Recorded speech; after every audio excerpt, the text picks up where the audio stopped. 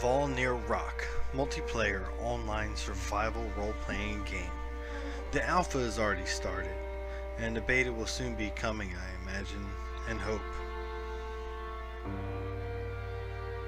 What we're going to do here is do a reading of some of the things that the game is about, what's going to happen, and maybe even some story on what's going to be happening shortly. Valnir the game. On Valnir Island, it is not important who you are. Who you want to be, that is what counts. Fires on the shore and the teeth of the storm. Hard starboard, roar for your lives. Row, you dogs, row or die. Screams, men's faces white and savage with terror, lit for a heartbeat by lightning. Thunder rips through the heavens as rock rips through the ship's hull, with the dreadful splintering or that might as well be God's judgment. The ship bucks like a stallion, chokes on the water which floods her hold, creaks with her last breaths, even as gold coins spill glittering into the depths. She knows she is dying. Row, row, row, you devils! But there is no hope now, only the hungry sea and the wrath of the storm, and the fires on the shore which lured you onto the rocks. No safe haven after all, just death. Another crack, deep and final, like the ship's death rattle. She's keel, broken now and bucks again, and this time men are flung over the rail and swallowed in, sucked and plunge. Drowning into the dark. You hit the water and go down into the cold darkness, pale faces, staring eyes, streams of bubbles from the mouths of doomed men. But then lungs screaming, you kick for the surface, claw at the hungry sea. You will not die this night. A wave swamps you, choking in its wake. You twist this way and that, looking for salvation.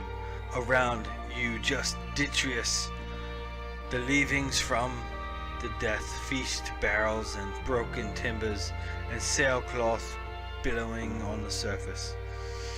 Above you, white fires burst in the heart of black cloud.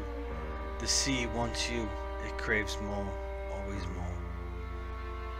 You fight as you have always done, yet it pulls you down and you see them, corpses swaying amongst the wade bed,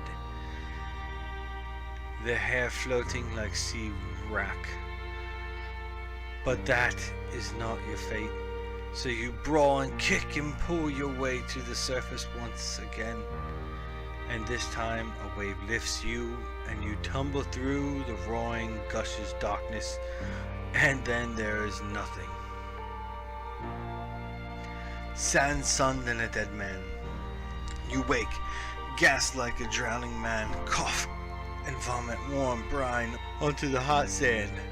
It is so bright, the sun so fierce that you can barely see.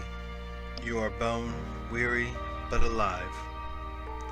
You struggle to your feet and get your bearings. The storm has passed and this stretch of sandy shore might be beautiful if not for the storm's leavings. The pale corpses rolling in the surf, already swelling in the heart of the day.